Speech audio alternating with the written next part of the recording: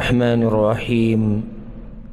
الحمد لله رب العالمين، والصلاة والسلام على أشرف الأنبياء والمرسلين نبينا محمد وعلى آله وصحبه أجمعين. أما بعد، لتفسير أو لترجمة بدرس كي الله بتوفيق سرى سورة الأعراف آية نمبر يوصل أتپنځوستم ته رسیدلی. په دې اخرني آیتونو کې خبره هم د بني اسرائیلو سره روانه وه، بیا خصوصا د یهودو باره کې، او په هغوی کې د هغه خلکو بعض شی چې دغه کامیاب دي، کوم چې په دې اخرني پیغمبر باندې ایمان راوړی دی. بیا په دې یوصل أتپنځوستم آیت کې ټولو خلکو ته دعوت یا ایها الناس، ټولو خلکو ته چې دا پیغمبر تاسو ټولو ته الله رالیږلی دی، نو په ده باندې ایمان راوړئ، په الله باندې ایمان راوړئ. واتبعوه لعلکم تهتدون، او د دې پیغمبر تابعداري کوئ، الله به تاسو ته هدایت تر نصیب کړي. اوس دا دومره خبرې چې د بني اسرائیلو بیان شوی، خصوصا د هغوی بعض نافرمانیانې، او نږدې ځای کې د هغوی د سخي هغه بندګي ذکر شوه چې هغوی د سخي بندګي کړې وه، نورې هم هغوی ډېرې خبرې کړې. نو زړه ته دا سوال راځي چې یاره دا بني اسرائیل به ټول بېدینه خلک وو، نو په دوی کې به ښه خلک نه وو. نو الله دې آیت کې دغه شبهې جواب کوي چې نه، ښه خلک پکې وو، او دا د الله عدل او انصاف دی. او سورة المائده کې دا خبر الله بیان کړې ده چې داسې نه د یو قوم په دشمنۍ کې تاسو عدل او انصاف پرېږدئ. عدل او انصاف به کوئ، اگر که مخامخ سړی ستا دشمن دی، اگر که هغه هر څوک دی، خو ته به حق خبره کې. الله وایي نه، ښه خلک پکې وو، داسې خلک پکې وو چې هغوی به پیغمبرانو ایمان راوړی و، د هغوی مرسته یې کړې وه، د الله په توحید باندې مضبوط ولاړ. نو دا نه چې د یو قوم سره د دشمني راشي او د دشمنۍ د لاسه ته د هغوی هغه ښه صفات هغه هم پټ کړي. او دا خو اهل کتاب دی، الله وایي په اهل کتابو کې ښه خلک وو. اوسني اهل کتاب دوی کې ښه خلک نشته. ولې؟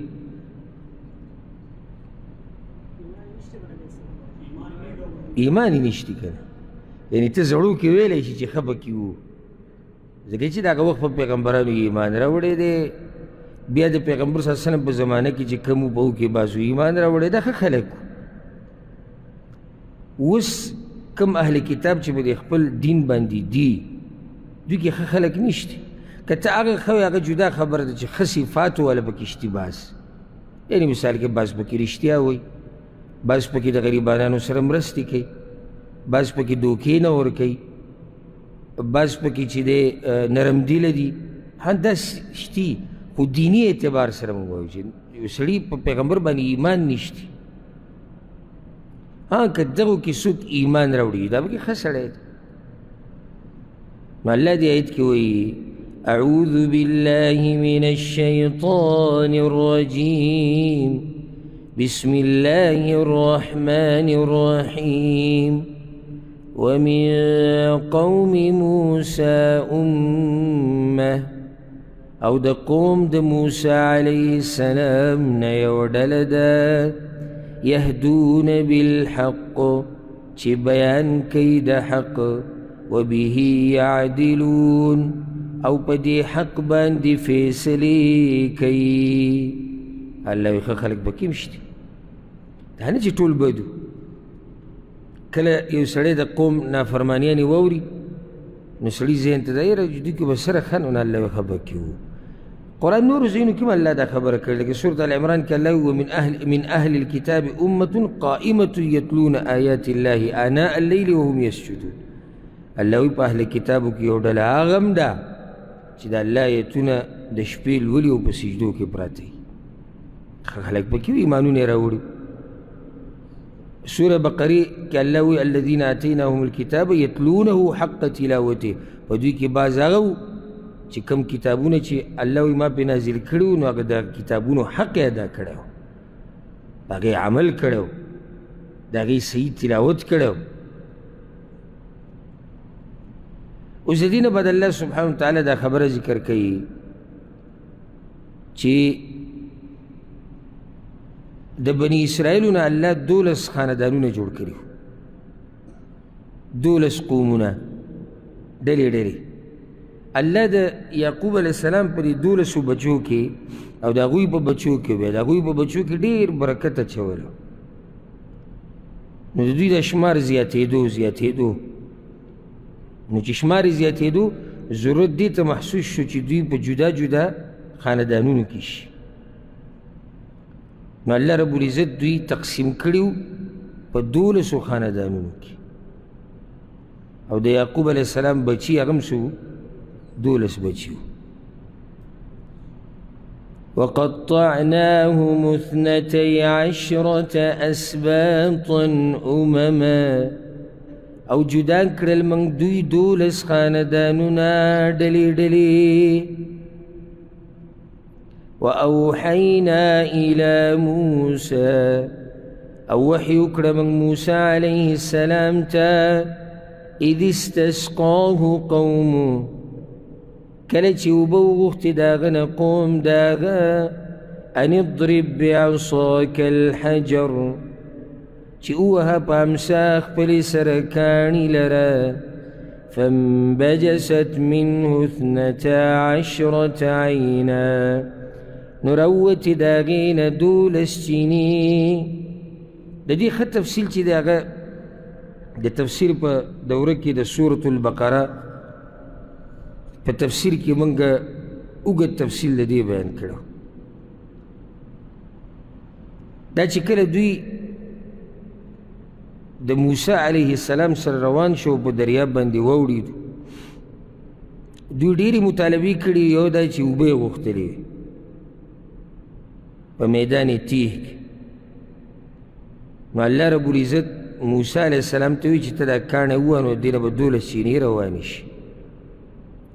عبدالله بن عباس رضی الله عنهما وایي چې دا یو کاڼی و چې 4 ګوټی و. د بعضو مفسرینو د بعضو آثارو په رڼا کې دا رایې ده چې دا کاڼی به دوی ځان سره ګرځو، چې کوم ځای ته به تو دا کاڼی به ځان سره ودو، یعنې دا یو خاص کاڼی. او بعض وایي چې نه دا خاص کاڼی نه و، خو چې کوم کاڼی به مو هغې له به موسی علیه السلام امسا راواچولو نو هغې نه به 12 چینې چې هغه روانې شوې. هر طرف ته به 3 چینې وي، هر طرف ته به 3 چینې وي، د هر خاندان خپله چینه وه. او د هغې طریقه دا ده، یو اثر کې داسې راځي، یحیی ابن النضر رحمه الله وایي چې ما د جویبر نه تپوس وکړو چې هر خاندان ته د خپل د سکو ځای او د ګودر څنګه معلوم شو چې دا زموږ چینه ده. وی هغه ورته وایي چې موسی علیه السلام ته چې به کله دا کاڼی راوړی شو نو د هر خاندان یو سړی به رامخکې شو، 12 خاندانونه 12 کسان به رامخکې شو. نو چې کله به د امسا د کاڼي د راواچولو د هغې نه به اوبه روانې شوې. دا اوبه چې به په کم کس باندې د کمې چینې ولګېدې دا به د هغوی چینه وه، چې د کمې چینې اوبه به په کم کس باندې ولګېدې نو دا چینه به دا به د هغوی چینه وه. دا الله رب العزت په هغوی باندې رحم کړی و، او دا د موسی علیه السلام معجزه وه. او د کاڼي نه اوبه راویسته، دا الله ته څه ګرانې نه، دا خو معجزه وه چې 12 چینې ته راوتې. نور عموما عام هم په کاڼو کې او غرونو کې موږ په خپلو سترګو لیدلي چې اوبه ترې روانې. او سوره بقره کې الله سبحانه وتعالی دغه تفصیل بیان کړی چې بعض کاڼي هغه دي چې د هغې نه چینې روانې دي، بعضو نه اوبه روانې، بعض کاڼي راورغړي د الله د یېرې د لاسه. نو دا د الله رب العزت طاقت دی. او کوم رب چې د کاڼي نه اوبه راویستی شي نو د هغه به څومره زور او څومره به د هغه طاقت وي. د کاڼي نه اوبه راویسته ده ګوره د سوچ خبره ده. موږ غافله یو د دې کائناتو کې د سوچ نه، یعنې کله ناکله سړی داسې یو مخلوق ته وګوري که نه چې ځان له چې یوازې ناسي او سوچ پکې لاړ شي نو سړی ورته حیران شي چې د الله څه ناشنا قدرت دی. اوس که چېرته هسې ځان له کېناستې که نه دا سوچ وکړې چې د کاڼي نه اوبه راوځي دا اوس د الله کوم قدرت دی کاڼی هغه چې هغه د هغې ماتول کله دومره ګران شي چې ته په هغې پسې یو ټکنالوژي یو مشینري راولې چې هغه دله مات کړي د انسانانو د بس خبره نه وي او د دغه سخت کاڼي نه اوبه راوځي دا په نمونو لوی قدرت دی د الله خو چې کله سړی په دې کې سوچ وکړي او بله دا چې کوم رب د دې سختو کاڼو نه اوبه راویستی شي نو په هغه رب باندې یقین مضبوط ساته هغه زموږ دپاره د هر غم نه د وتو لار هم راویستی شي دا هېڅ ګران نه دي چې الله زموږ نه غم او مصیبت لرې کړي غټه خبره د سوچ دا ده چې د کاڼي نه اوبه راوځي دا مخکې ورځو کې بارانونه ډېر شي نو چې څوک به داسې په سفر باندې دلته وتو او د صحرا باندې به تېرېدو دا صحرا هغه سرې شګې هغه تکې شنې وي اوس دا هم د سوچ خبره ده د الله د قدرت ته وګوره چې تکه سره شګه هغه دې شنه شي او تک تور غر چې هغه د نور داسې کړی چې تک تور کړی او هغه غر چې دی هغه شین دا د الله قدرت دی ځکه د دغه رب نه به نا امیده کېږي نه او داسې څه مسله نشته چې د هغې ختمول الله ته ګران دي هر څه د هغه په لاس کې دي نو هغه ته به څه ګران دي هر څه د هغه په لاس کې خبره خو ګرانه هغه چاته وي چې بس څه د هغه په لاس کې نه وي لکه موږ کله نه کله یو بل باندې خدمت ورواړو نو بیا معذرت وکړو چې یاره دا خبره زموږ په لاس کې نه ده زموږ په طاقت کې او په وس کې نه ده نو کومه خبره چې د الله په طاقت کې نه ده او کومه خبره چې د الله په وس کې نه ده د دنیا دا باچایان نه دي باچایان ډېرې زه لږې نه یم ډېرې بېشماره خبرې داسې دي چې هغه د دوی په وس کې نه دي دوی غواړي یو شان هغه کېږي بل شان او دوی باچایان دوی زورور فوج ورسره هم دی اسلحه ورسره هم ده طاقت ورسره هم دی ویې نشي حل کولی که چې انسان کمزوری دی که د ډېر هم طاقتور شي خو ډېر څه دي زه لږ نه یم ډېر څه داسې دي چې هغه د په وس کې نشتي لږ سره د په وس کې راځي او بیا چې غریب وي کمزوری دا خو بیا ډېر کمزوری شي نو د خپل رب نه امیدونه ساته کم رب چې د کاڼي نه د موسی علیه السلام د قوم دپاره 12 چینې راویستی شي هغه رب زموږ هره مسله حل کولی شي او هغه رب زموږ دپاره د هر غم او د مصیبت نه د وتو لار پیدا کولی شي خو مسله موږ کې دی چې موږ یعنې ناامیدي پیدا شوې ده په دې بعضو خلکو کې لکه چې ته اوس دا خبر وکړې چېرې الله به دا مسله حل کړي نو بعض پکې داسې لکه مخکې ورځو کې ما زما چېرته بیان چا به نشر کړی و ځکه چې ما ته خو یو کس د هغې نه سکرین شاټ راولید زما بیان چې د چا نشر کړی و په هغې کې ما دا ویلي چې د مسافر سړي دعا الله قبلوي او دا حدیث کې راغلی ما به هغه حدیث ومو نو لاندې ورته یو کس دقې شان لیکلي دا د بېدینو خلکو او د جاهلو او دې نه اخوا بسه نه وایي دا د هغوی کار دی که څوک ځان پوه کول غواړي د هغې یو طریقې نو هغه کس لاندې ورته لیکلي چې دا سوچه دروغ دي ځکه چې ما په خپله په سفر کې دعا غوښتلې او الله نه ده قبوله کړې دا جهالت دی یو خو د الله نه ناامیدي دی دویم الله دعا قبلې خو د دعا د قبلېدو خو هم څه شروط دي که نه که نه ما او تا به لاس اوچته وو الله به بس دقه زموږ دا دعاګانې قبلوي او موږ به د هغه څه منونه د هغه څه قدر به نه کوو د هغه عبادت به نه کوو خو زموږ به قبلوي لازم ولې الله موږ ته څه محتاج دی څه چې ته پې په زور یو کار کې چې نه لازم به یا الله زما دعا قبلې او زه به ستا احکامات هغه زما مرضي ده کم چې زما د خواهشاتو برابرو او چې د حالاتو سره برابر یو منم به که کم نه وجو نه به منم دا ستا د مرضۍ خبرې دي دا قسمه خبرې دا د جاهلانو خلکو د دین نه لرې او د ناامیده خلکو خبرې دي کله چې موږ ستا یو مسله نه حل کېده نو ته لږ ځان ته سوچ وکړه که نه موږ داسې پوره خو نه یو که نه پوره یو څه کمی شتي تاسو کې؟ اوس که یو سړی دا وایي چې ما کې هېڅ کمی نشته د الف نه د یا پورې زه پوره یم وي د هغه خو جدا خبره ده.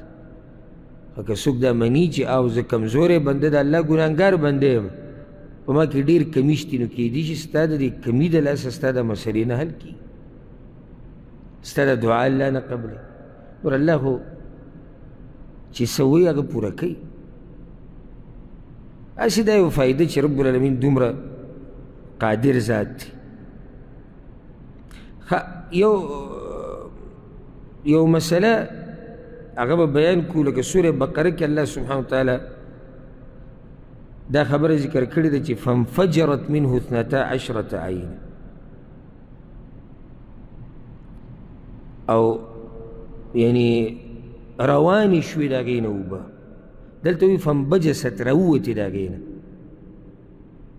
دا انفجار چې دی دا په تیزه باندې اوبه چې روانې شوې. نو سورې بقره کې وایي چې د اوبه سمې تیزې روانې شوې، دلته وایي چې اوبه تې روانې شوې فانبجست عام طریقې سره ورو ورو.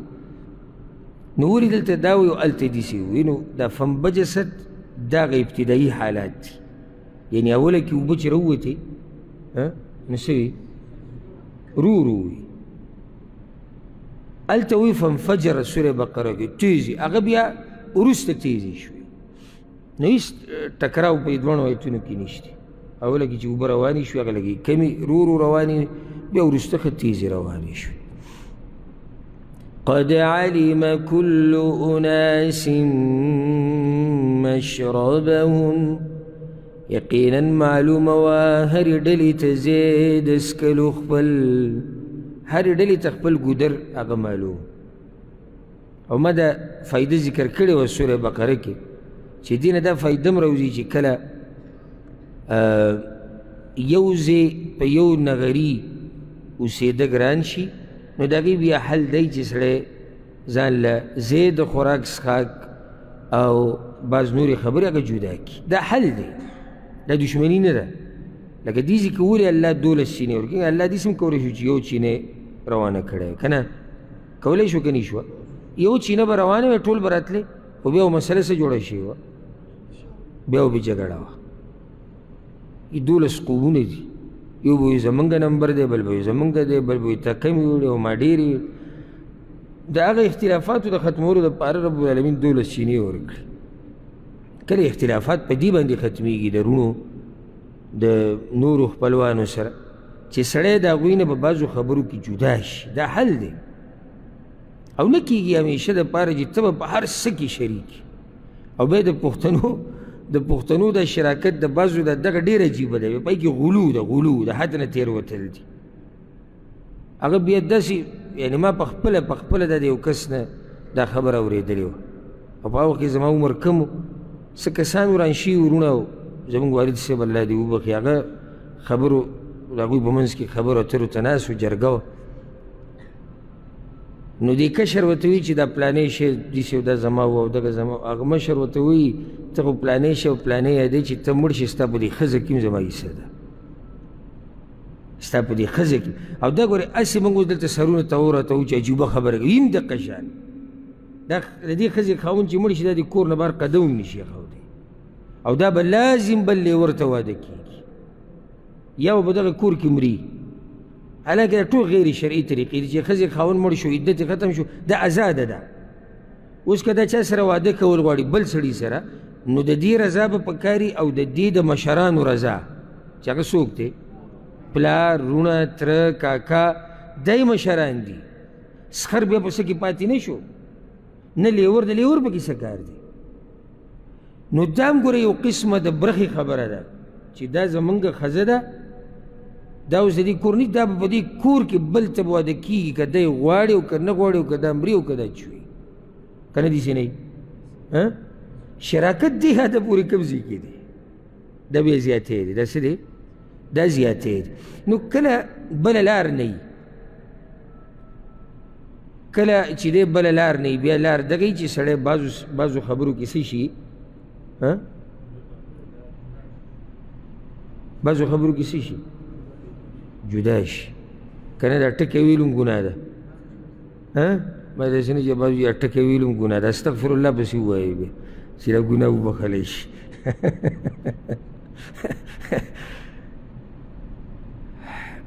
په دې مسله باندې ما څو ځایونو کې تفصیلي خبره کړې ده.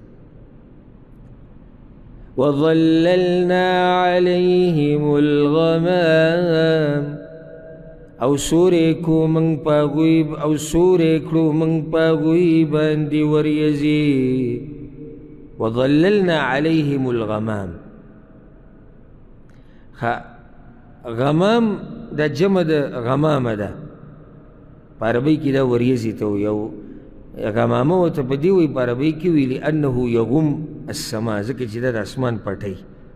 خو دا وریځ چې کومه ده که نه دا غمام چې ورته ویلی کېږي دا خاص وریځ ده. دا هغه نری سپینه وریځ صرف تا د نور نه بچ کوي او سا درته نه ډوبوي دا په میدان تیه کې الله په دوی باندې لکه عبدالله ابن عباس مشهور روایت ته دی چې دا په میدان تیه کې چې کله دوی پراته وو 40 کاله نو په هغه وخت کې الله رب العزت په دوی باندې دا سوری راوسته و د وریځو نری وریځې سپینې. ځکه چې کله وریځې ډوبې شي که نه ډوبې او توري نو دا سړي ته سا ډوبوي. دا خو واضح ده کله کومه ورځ چې وریځې ډېرې چې دا موسم سا ډوبې ونته کوي سړی په خپله هم سا ډوبې ونته کوي که نه وریځو کې سړی تنګېږي. خو چې کله یې نری وریځې نو هغه سړي له مزه ورکوي ځکه چې هغه یو خو نه تا ته موسم سا ډوبې کوي نه تیاره راولي بلکې فایدې دی چې موسم ورسره یخي لږ او نور په تا باندې د نور هغه ګرمي او هغه تب هغه په تا باندې نه لګي. نو الله رب العزت په دوی باندې داسې وریځې راوستې وي. او امام ابن جریر رحمه الله د بعضو مفسرینو نه دا اثر را نقل کړی دی چې دا وریځې نه دي کومې چې د دنیا کې عامې دي وایي دا هغه وریځې دي لکه الله قرآن کې دا خبره ذکر کړې ده که نه هل ينظرون الا ان یأتیهم الله فی ظلل من الغمام. دا کوم خلک چې ایمان نه راوړي الله وایي دوی که څه دې ته په انتظار ناست دي هغه ورځې ته به کومه ورځ چې به الله راشي په سورو د وریځو کې او ملایک به هم راشي یعنې د قیامت ورځ وایي دا هغه وریځې دي الله اعلم وایي دا خاص وریځې دي او دا هغه وریځې دي چې د کوم وریځو سره ملائک جنگ بدر ته راکوشي. نو دلته الله هغه احسان ورته رایادوي چې وظللنا عليهم الغمام وأنزلنا عليهم المن والسلوى او راولېږل موږ په هغوی باندې ترنجبین او مړزان. وانزلنا عليهم المن والسلوى په هغوی باندې سورې بقره کې ورته خطاب دی وانزلنا علیکم المن والسلوى په تاسو باندې موږ رالیږلی. په دې کې بیا د مفسرینو اوږدې خبرې دي چې دا من څه ته وایي خو چا دا ویلي دي او ډېره ناشنا خبره یې کړې ده چې هر هغه نعمت چې الله تعالی درکړی دی که خوراک او څښاک که هغه په دې من کې دننه راشي. بعض مفسرینو دا قول دی. مشهوره خبره دا دی چې دا یو خوږ شی دی. اوس دا خوږ شی څه شی دی نو بعض وایي چې دا د ګبین په شان خوږ شی په دې ونو باندې به راپرېوتو دوی ته په دې ونو باندې راپرېوتو او یا دا داسې جاوله غونته کې وه خوږه الله به په دوی باندې رالیږله. او داسې راځي یو اثر کې چې دوی وایي موسی علیه السلام ته په میدان تیه کې وایي موږ خو دلته ناست یو خو دا خوراک د خوراک به څه کېږي کیف لنا بما هاهنا أين الطعام خوراک کوم ځای کې دا خو شړه ځمکه ده. نو فانزل الله عليهم المن الله پرې تورنجبین راولېږو. نو دا د ادرکو دا ونې نه دي ادرکو په دې باندې به دا راپرېوتو د الله د طرف نه او داسې سپین لکه بعضو اثارو کې راځي لکه څنګه چې دا واوره تکه سپینه د پویو په شان تک سپین او د ګبین نه زیات خواږه چې هغه هسې هم خوړی کېدو او د هغې نه شربت هم جوړېدو. مقصدي خبر هغه دلته دا ده که دا هر څه شي، که دا تورنجبین ورته وې، که دې ته ته ګبین وې، که دې ته ته خوږه جاوله وې، که دې ته بل شی، مقصدي خبره دا چې دا یو خوږ شی دی چې الله را لېږلی و د هغوی لپاره. هغه خوراک په طور هم استعمالېدو او هغه په طور د څښاک هم استعمالېدو. اوس سلوه مړزان معروف تفسیر په دې کې دقه دی د مفسرینو چې دا یو داسې مارغه و چې د مړزانو په شانو، نو ځکه دې کې مشهوره خبره هم دقه دی چې دا مړزانو دا به تیار الله رب العزت د دوی دپاره رالیږل. ها دا مړزان به دوی دپاره څنګه راتلو؟ نو یو په هغې کې تفسیر دا دی چې دا مړزان به داسې راتلو چې دا به ژوندي الوتو راوتو دوی مخې ته. که هغه مړز دی او که هغه بل خو یو مارغه دی، مشهور دی چې مړزانو. دا بعض خبرې ګوره داسې که نه چې د هغې تفصیل که موږ ته معلوم نه شي نو څه نقصان نه کوي، بل د مفسرینو هغه اقوالو کې ټکراو نه وي. لکه اوس که مفسرین بعض وایي چې دا مړزانو، بعض وایي نه د مړزانو په شان بل شی، بعض وایي دا بل شی، بعض وایي بل شی، خو مقصدي خبر دا دی چې دا په مارغانو کې یو مارغه و، یو قسم دی. اوس که المن ته ته تورنجبین وی، که ګبین وی، خوږه جاوله دی، خو هر شی خو مقصدي یو خوږ شی دی چې الله هغوی ته رالیږلی دی. نو دا به ژوندي د دوی مخې ته ګرځېدو. نو چې کوم به پکې داسې مړز و چې هغه به داسې سوره و، نو هغه به یې ونیو او هغه به یې حلال کړو او دا بل به یې پرېښودو. نو سبا له به چې د هغه بل لاګې نو هغه به هم سورب شي. نو بیا دوی ووایي چې هذا الطعام فأین الشراب، ښه دا خو خوراک شو د تورنجبین او مړزان، نو اوبه څه شوې؟ نو الله موسی علیه السلام ته امر وکړو چې ته دې کاڼي له امساره واچوه. نو 12 چینې الله رب العزت هغه روانې کړې. كلوا من طيبات ما رزقناكم، خورئ د پاک هغه څه نه چې درکړي دي موږ تاسو ته. دا ورته الله وکړي، خورئ وڅښئ. لکه سورة السبع کې الله دا خبره ذکر کوي.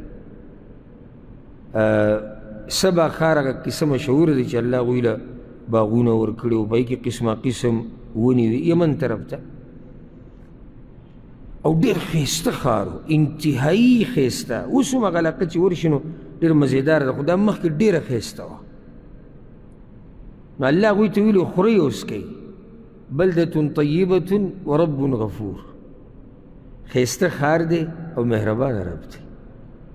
یعنې خورئ وڅښئ، د دغه رب نافرماني مه کوئ، او که څه خوا دې خوا ته نه وشي کوتاهي، هغه مهربانه دی او بخي به دی.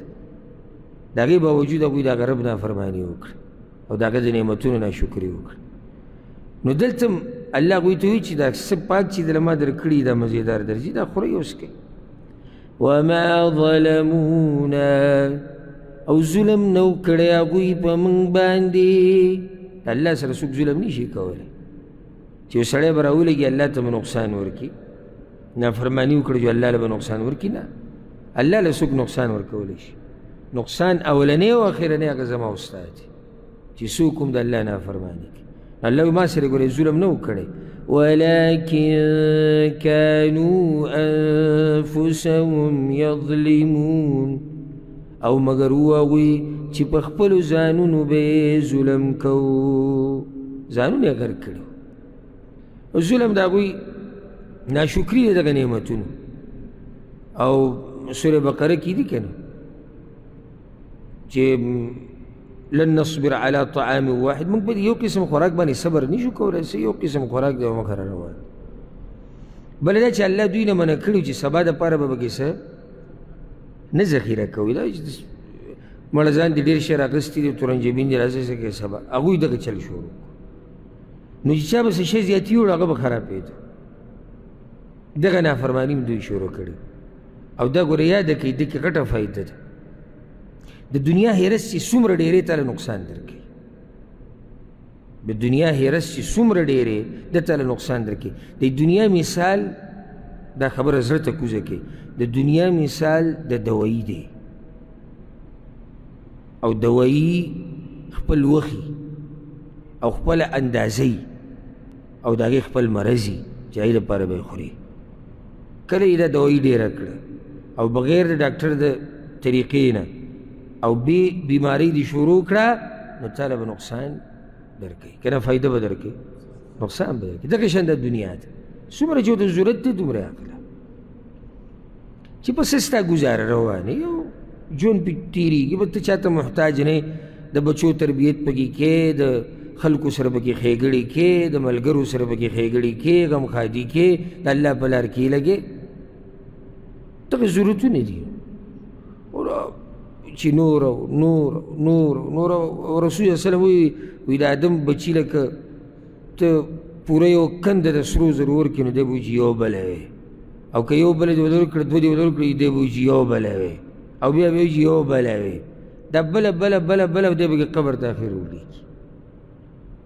دلته بعض مسافر ملګري ځان ته یو هدف کېږي که نه یاره وایي دومره بس یې دقه بس دا به دې اوله کې دی دا خبرې کې لا څه یې لیدلي نه وي که نه بس بس چې دومره وشي بس بس بیا زه ځم،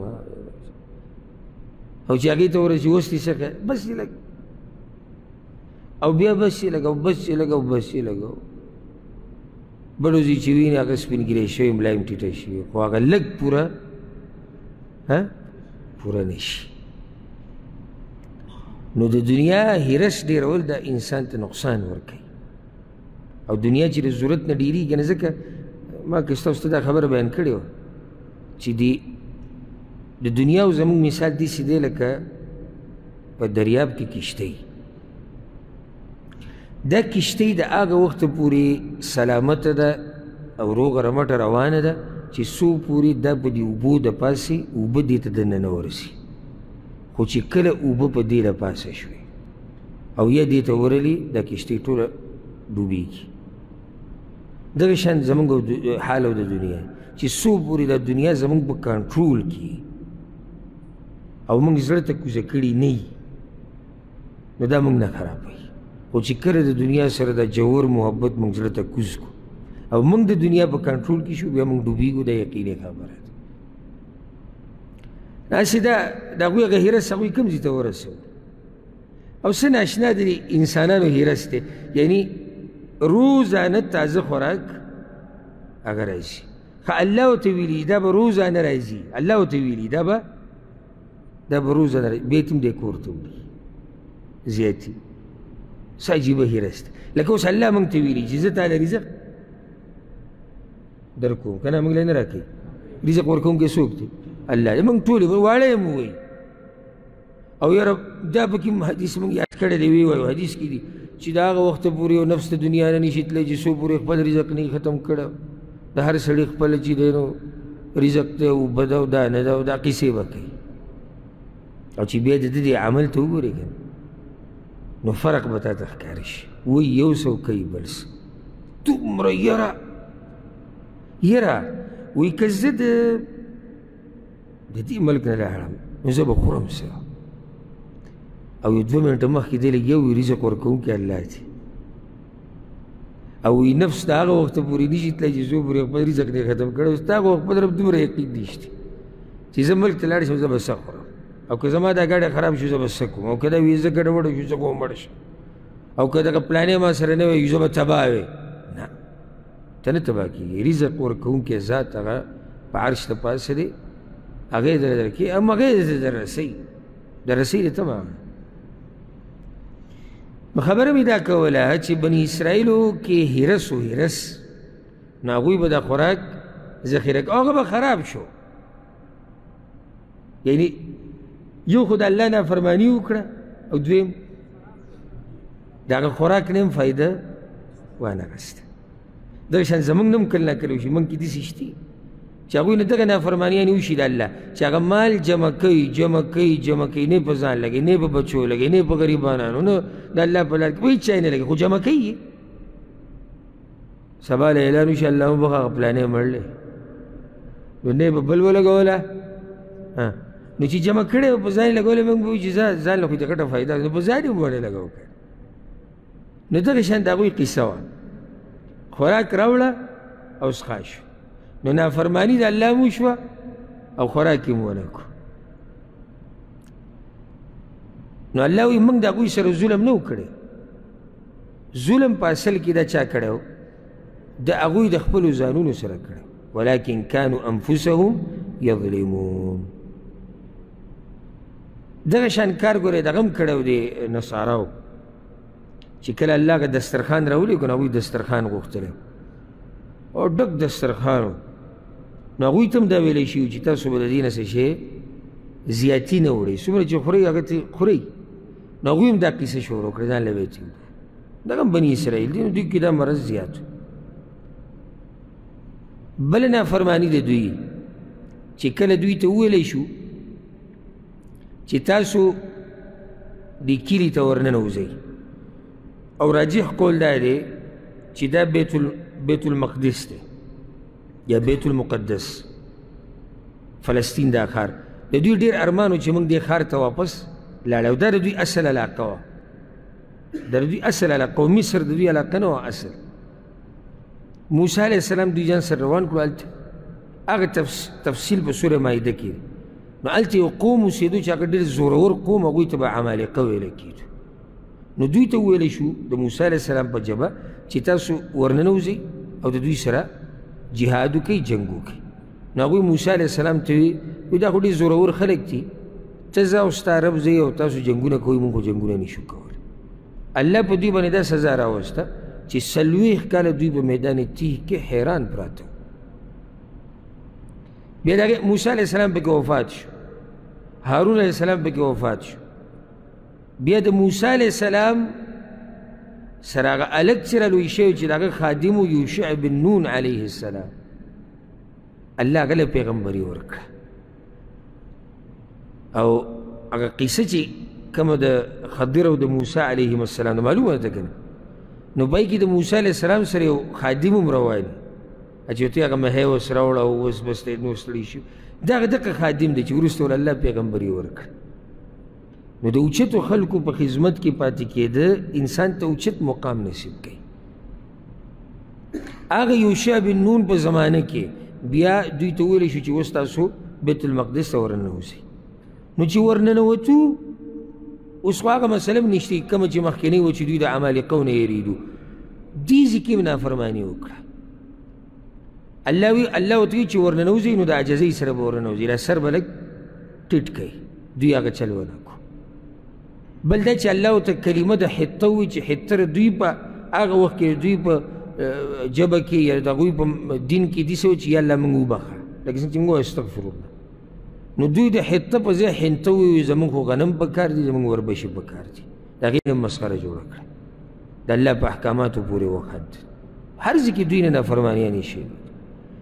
وإذ قيل لهم اسكنوا هذه القرية، او کله چې ویلی شو دوی ته اوسېږئ په دې کلي کې، وکلوا منها حیث شئتم، او خورئ د دې نه کوم ځای چې خوښه شي ستاسو، وقولوا حطة، او وایئ ټکې د حطه.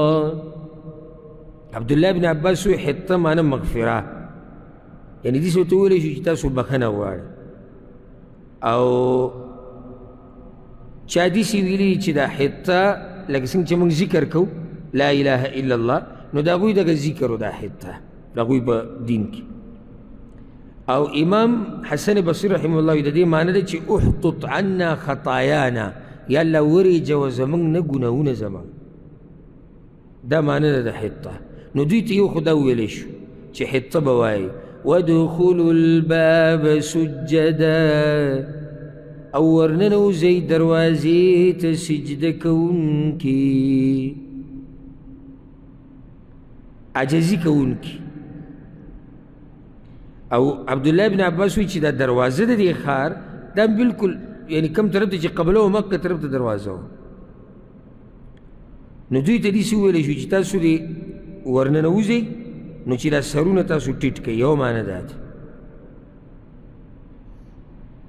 دې کې عجزي ده. او زموږ پیغمبر صلی الله علیه وسلم چې کله مکه فتح کړه او په دې خپله سورلۍ باندې سورو نو دا سر یې دومره ټیټ کړی و کله چې مکې ته ننوتو چې دا ږیره په سورلۍ باندې لګېده. عاجزي ده د الله دپاره چې یو ښار تاله الله درکوي، یو فتح تاله درکوي، د الله اوچت نعمت دی. نو ته به د عاجزي ولې دلته په کار دی چې دا زمونږ زور نه دی، دا څه چې دي د الله کړي دي او دا د هغه په زور کې او دا د هغه په طاقت کې. نو بیا پیغمبر صلی الله علیه وسلم چې کله ورننوتو نو غسل یې وکړو مکې ته. چې کله ورننوتو سیرت کې موږ ذکر کړو 8 رکعته مونځ یې وکړو د اسحاق په دې وخت کې. نو بعض علما وایي چې دا هغه د ساخ مونځ کو، دا یو فایده پکې یاده کړي، وایي 8 رکعته مونځ دی د ساخ کړی. بعض وایي چې نه دې ته صلات الفتح ویله کېږي، د فتح مونځ. نو ځکه بعض علما وایي د مسلمانانو د امیر دپاره او د مشر دپاره دا مستحب طریقه ده چې کله دی یو علاقه فتح کړي نو دله پکار ده چې دی پکې 8 رکعته مونځ اول وکړي. او سعد بن ابي وقاص رضی الله عنه چې کله د کسرا باچا هغه محل ته ورننوتو د هغوی هغه علاقو ته او هغه علاقې فتح کړي نو په هغه ځای کې 8 رکعته مونځ کړی، هغه هلته 8 رکعته مونځ کړی.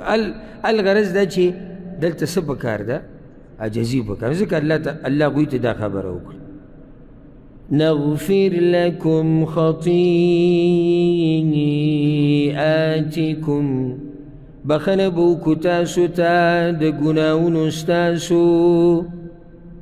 که دا کار وکړو نو الله ورته وایي چې موږ به تاسو ته ستاسو ګناهونه چې دي هغه به وبخو، ستاسو ګناهونه به ستاسو نه وریجو. صرف دا نه سنزید المحسنین، زر ده چې زیات بکو نیک عمل کوونکو لره، زیات بکو اجر دا گوی، زیات بکو توفیق د نیک عمل. که نیک عمل چې کېږي دا ټول الله په توفیق سره کېږي.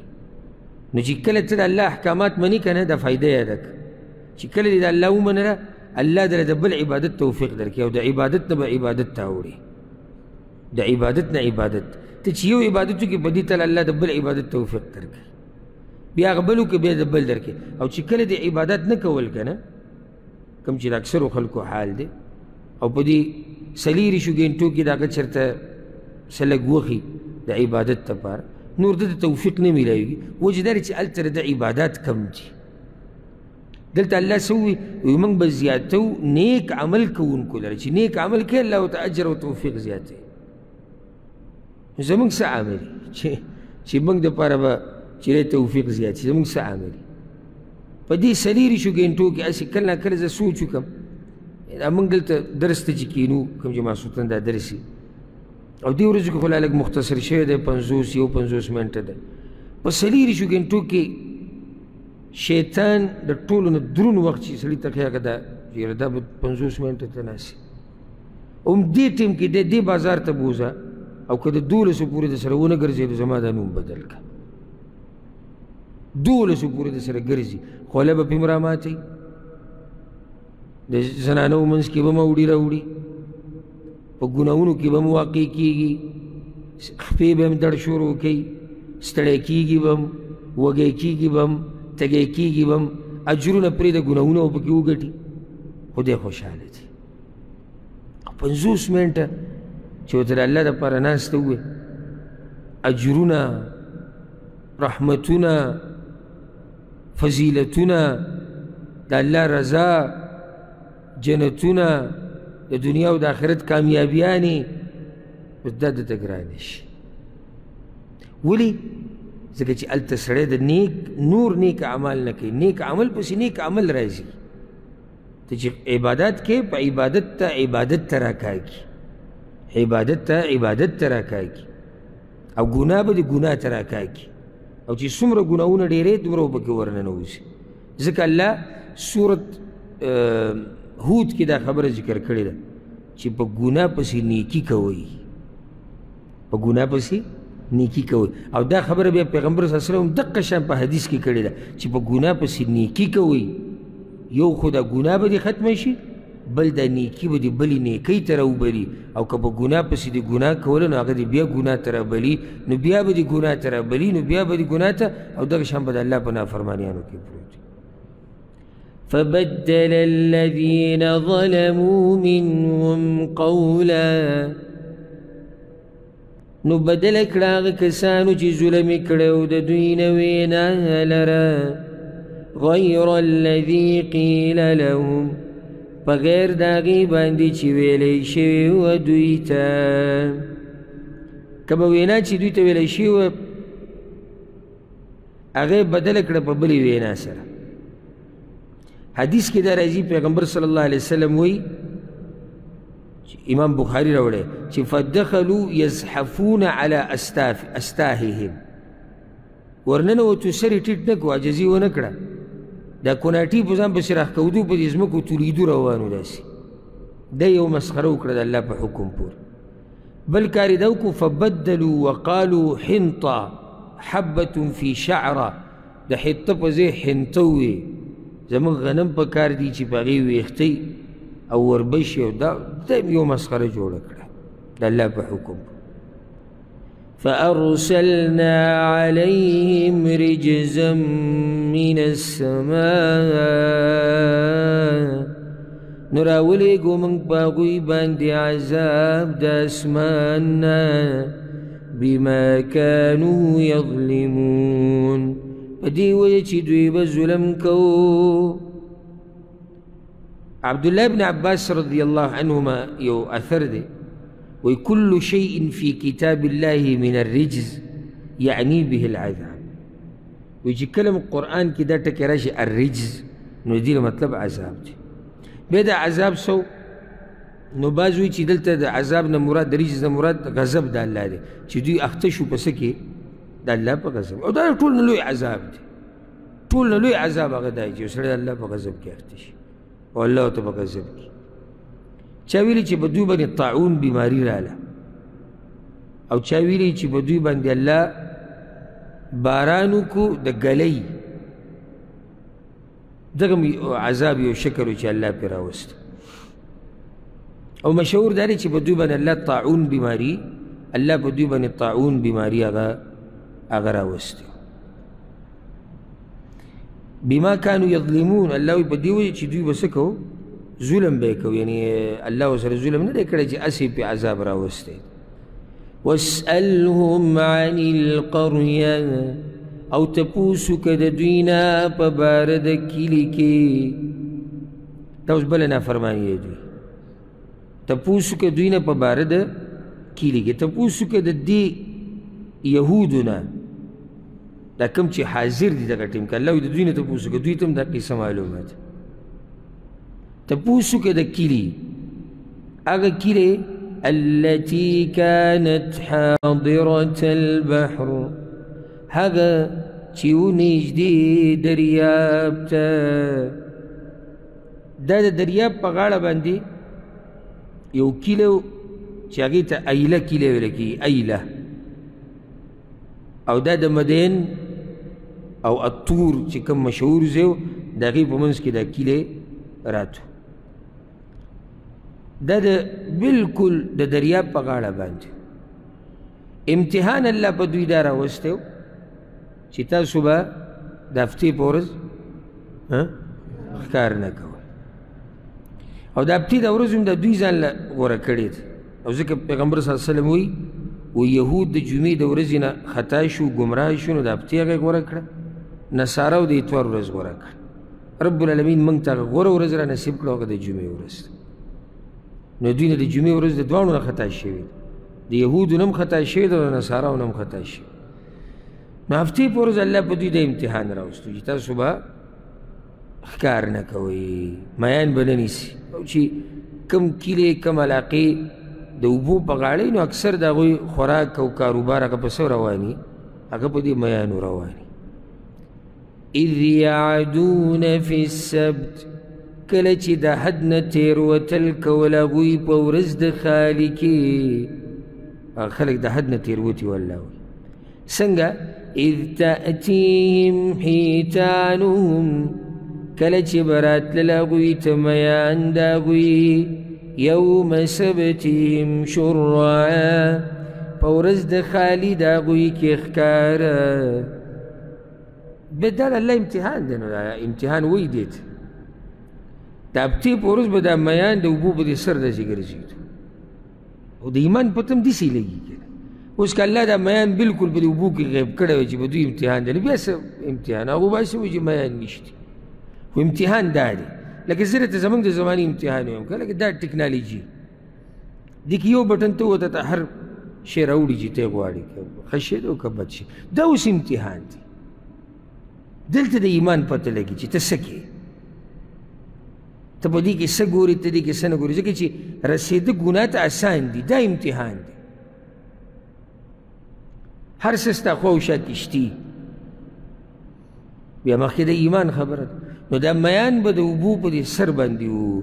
ویوم لا یسبتون لا تأتیم، او کله چې به دوی په ورځ د خالق نه وو داخل، نه به راتلل دوی ته میان. بیا به داسې نه راتلل. ویوم لا یثبتون، او کله چې به دوی په ورځ د خالق نه ورننوتي، معنی دا چې ورځ به بله وه، لا تأتیهم، نو بیا به میان نه راتلل. الله وی کذلک نبلوهم، دغه شان امتحان کوو موږ په هغوی باندې، بما كانوا یفسقون، په سبب د دې چې هغوی به نافرماني کوله. نو هغوی چل څه جوړ کړو، کونډې به ورته د جمعې په ورځ ور واچولي، یا جالونه به ورته خواره کړو، یا هر څه چل چې به یې کوو، خو دا به ورته د هفتې په ورځ د جمعې په ورځ وکړو. هفتې په ورځ به بیا به دوی د هفتې ورځ چې کله تېره شوه، اتوار په ورځ به میان راوچت کړو، او دوی د مخکې نه رانیولي. نه نه موږ جیو، موږ د هفتې په ورځ خو ښکار نه دی کړی، هفتې په ورځ خو موږ سره ورغلي دي. دا د یهودو هغه هیله بازي وه، هیلې یې جوړول. دا بعض کسان نه دي، زموږ په دې امت کې هم ډېر شی شته، دا حرام به داسې تاوی راتاوی تاوی راتاوی تاوی راتاوی چې څه لار پکې پیدا شي چې دا حلال دي. د دې لپاره به بیا تور طریقې جوړوي، ځکه پیغمبر صلی الله علیه وسلم وایي لا ترتکبوا مرتکبت الیهود، هغه څه مه کوئ چې یهودو کړي دي. فتستحلوا محارم الله بأدنى الحیل، داسې نه چې کوم کارونه د باندې الله حرام کړي دي د هغې دپاره حیلې جوړې کړي او د هغوی په شانې حلال کړي. الله په هغوی باندې د چربي او چربیانې دی په حرام کړي، نو هغوی به ویلې کړي دا خو چربي نه، خو تیل دی. هیله لکه نن سبا چې د سود هیلې راوتې دي، څوک وایي دا د قرضو ختمولو طریقه ده، څوک وایي دا د غریبانانو سره مرسته ده، څوک وایي دا پلانې شی دی، څوک وایي پلانې شی دی. دغه شان په تجارت کې نو هیلې به نه کوئ. بله ګوره هیله زما سره کېږي، تا سره کېدی شي، چې موږ کمزور یو، موږ ته دا پته چې دیوال نه اخوا ته څه وی یوه، بل موږ ته دا پته نه شي چې ستا په زړه کې څه دي. نو ته د الله سره هیلې کوې، الله خو په هر څه پوه دی، هغه په زړه هم پوه دی، هغه د دیوال نه اخوا سر هم پرې پوه دی، هغه هر څه اوري هر څه ویني. نو ته د هغه نه څه پټې او هغه سره څه دوکه کړي، ته الله دوکه کړي. نو دوی دا دوکه شروع کړې. انشاءالله روان درس کې به بیا مخکې دا خبره ذکر کوو چې دوی کې بیا درې ډلې جوړې شوې دغه کلي والو کې. یو ډله هغه وه چې هغوی دا نافرماني کوله، او بله ډله هغه وه چې هغوی د دې نافرمانۍ نه منع کوله، درېیمه ډله هغه وه چې هغوی غلي ناست وو، هغوی څه نه وي. نو دغه دریو ډلو بحث بیا کېږي او بیا د هغوی انجام څه و، دې دریو ډلو ته الله څه څه ورکړو دا به بیانوو. انشاءالله روان درس کې به شروع کوو د 146 نمبر آیت نه. الله سبحانه وتعالی دې موږ پوه کړي په قرآن او په حدیث باندې. هذا والله اعلم وصلى الله وسلم على نبينا محمد.